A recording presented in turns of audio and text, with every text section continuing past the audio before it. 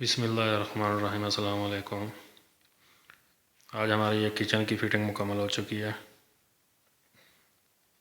Lighting की भी मुकम्मल हो चुकी है और प्लम्बर की भी मुकम्मल हो चुकी है। मैंने कहा दोस्तों से शेयर करते हैं, आज आपको दिखाता हूँ मैं किचन की फ़िटिंग और डिज़ाइनिंग इस तरह होती है सऊदी अरब में।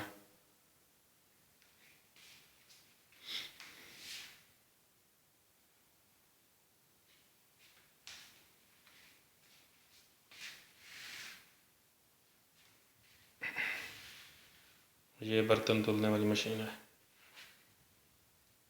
तकरीबन। ये अलमारियाँ ऊपर बनी हुई सामान रखने के लिए। ये ऊपर फ़ैन लगा हुआ है चूल्हे की हीट निकालने के लिए बाहर।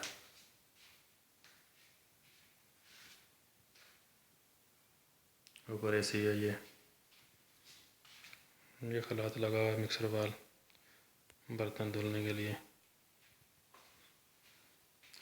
इस साइड पे भी अलमारी है सामान रखने के लिए।